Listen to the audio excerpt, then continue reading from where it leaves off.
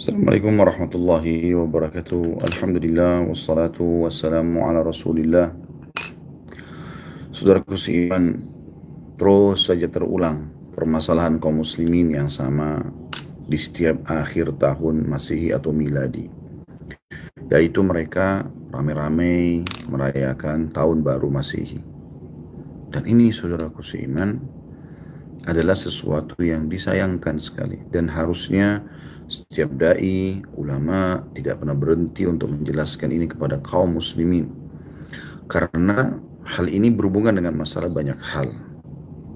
Yang pertama, berhubungan dengan masalah sisi agamanya. Sisi agamanya. Dari sisi agama ini paling sedikit ada 4 hal yang harus kita perhatikan. Berhubungan dengan masalah akidah Anda. Akidah adalah prinsip dasar seorang muslim yang dia harus hidup mati untuk itu.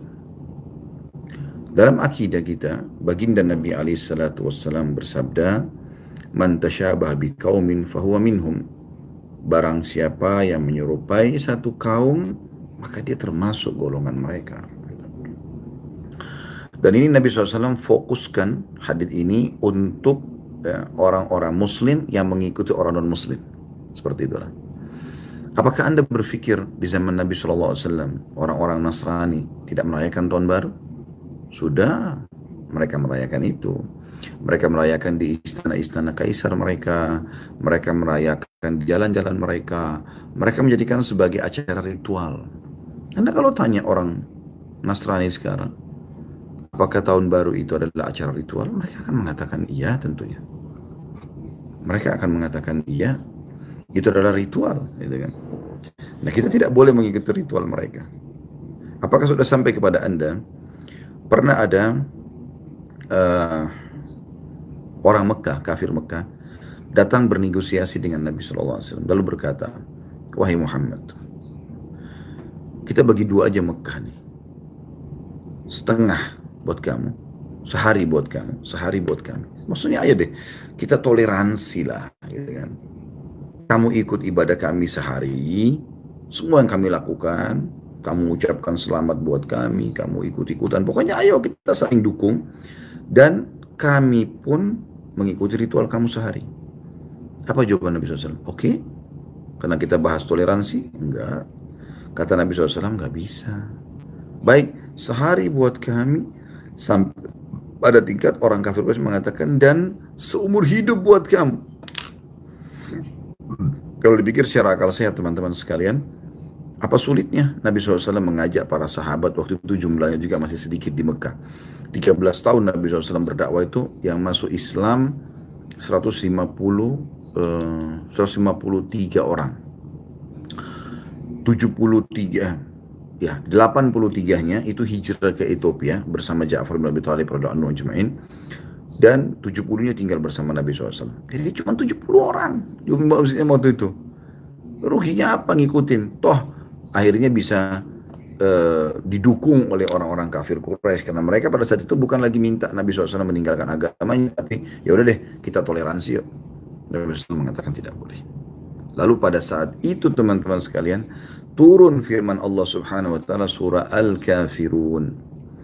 Kata Allah Subhanahu wa taala, "A'udzubillahi minasyaitonir rajim," di depan Ka'bah, di hadapan Nabi SAW, dan Nabi langsung sampaikan kepada orang-orang kafir Quraisy pada saat itu. "Qul ya ayyuhal kafirun," katakan hai Muhammad kepada orang-orang kafir itu, "La a'budu ma ta'budun," saya tidak akan pernah sembah mengikuti ritual-ritual kamu, "wala antum abiduna ma'bud," dan kalian pun tidak usah ikuti ritual-ritual kami. Kita sekarang nggak butuh orang kafir. Ayo ramaikan masjid yuk hari Jumat. Kita nggak butuh, umat Islam sudah ramai dan memang tidak butuh untuk itu. Kita nggak masalah kok kalau mereka tidak ikut Idul Fitri Idul Adha kita. Maka hal yang sama. Mereka pun sekarang teman-teman sekalian, kalau kita nggak ngerayakan, mereka nggak ada masalah. Mereka bukan satu hal yang harus, ya, dengan bahasa toleransi. Mereka pun tidak ada masalah kalau kita nggak ikut. Gitu. Lalu Allah ulang, "Wala ana abidum ma'abadtum," saya pun tidak akan pernah ikut-ikutan apa yang kalian sembah itu. "Wala antum abiduna ma'bud," dan juga kalian tidak usah ikut-ikutan ritual kami, ya. Lakum dinukum waliyadin. Untuk kalian agama kalian, untuk kami agama kami. Jadi jelas sekali gitu ya. Bagaimana ayat ini turun 1400 tahun yang lalu, tidak boleh mengikuti acara ritual mereka. Itu merusak akidah Anda. Tidak boleh, saudaraku seiman. Jadi ini bukan hanya sekedar mengisi liburan, bukan. Ini ada hubungannya sama ritual. Dari sisi yang lain adalah fikihnya.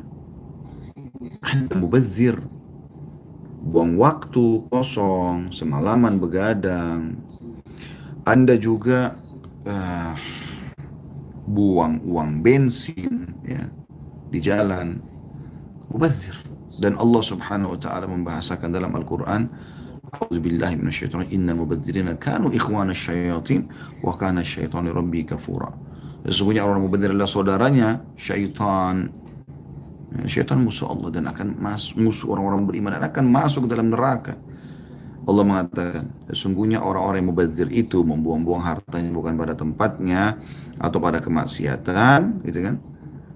Maka saudara syaitan, dan syaitan kufur kepada Tuhannya. Apa kata Nabi SAW? Tidak akan beranjak kaki seorang hamba pada hari kiamat sampai ditanya 4 hal. 4 hal ini ditanya. Salah satunya adalah hartanya. Dari mana dia dapatkan, kemana dia keluarkan. Apakah Anda siap menjawab itu, teman-teman sekalian? Harta itu dibagi 4 oleh para ulama.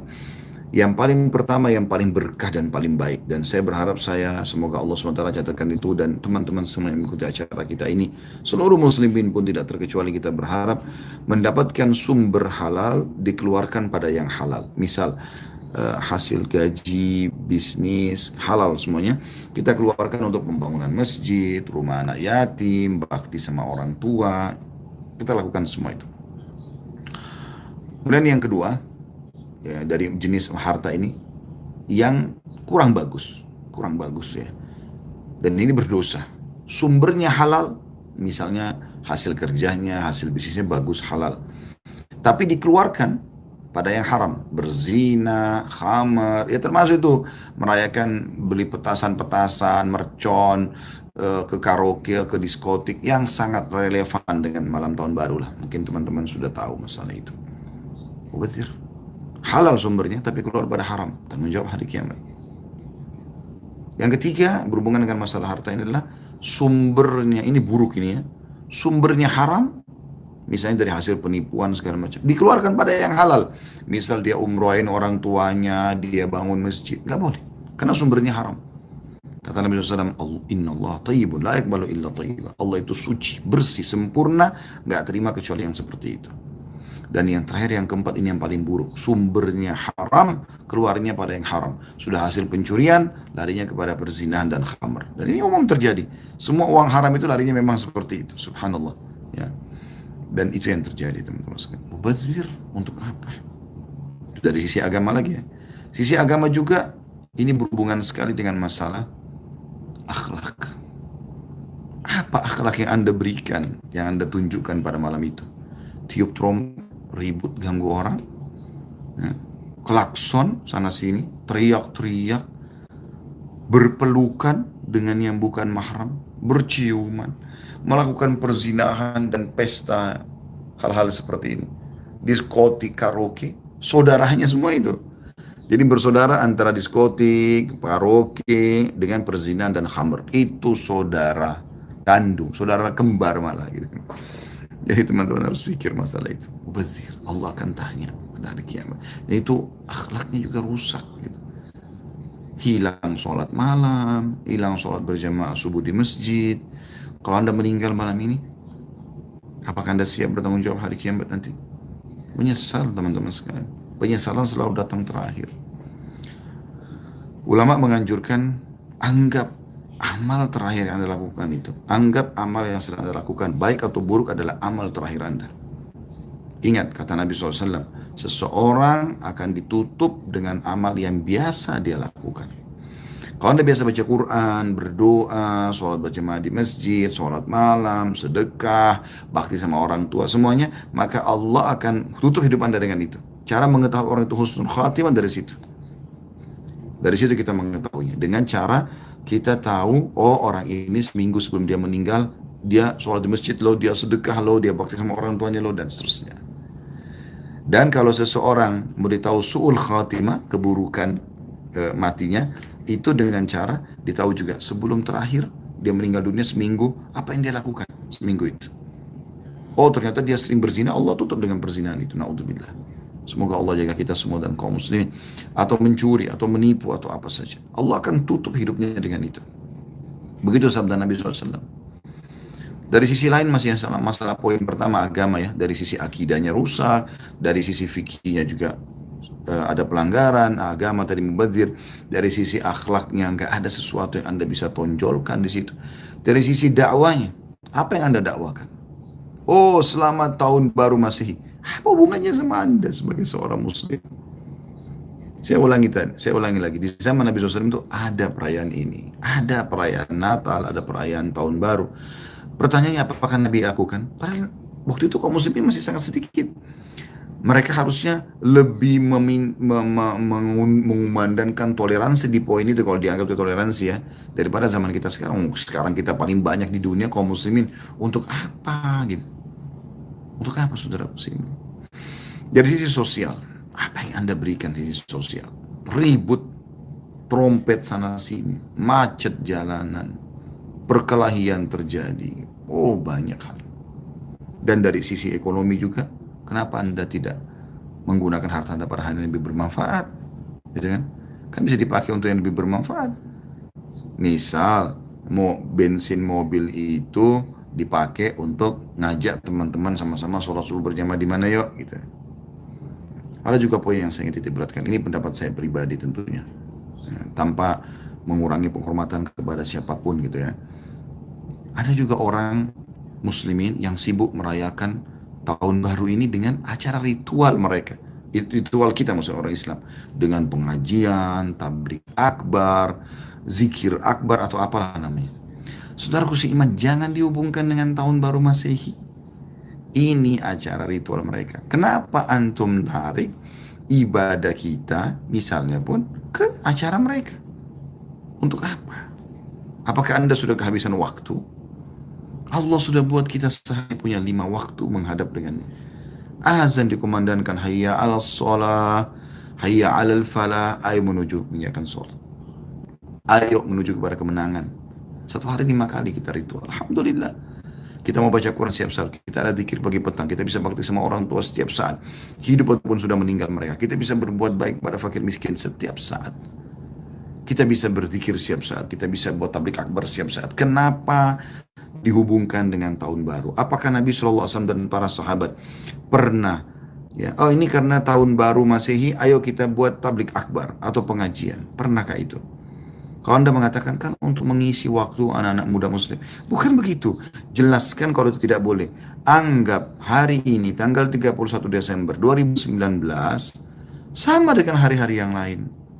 Malamnya sama dengan malam-malam yang lain. Tidak usah diistimewakan. Karena Anda seorang muslim. Saya tidak bicara orang muslim itu hak mereka tentunya. Allahu a'lam. Mudah-mudahan Allah SWT menjaga kita dari segala pelanggaran agama. Dan Allah memberikan kita lebih izzah dan mulia dengan agama kita ini. Begitu saja. Subhanakallahumma bihamdika asyhadu an la ilaha illa anta astaghfiruka wa atubu ilaik. Assalamualaikum warahmatullahi wabarakatuh.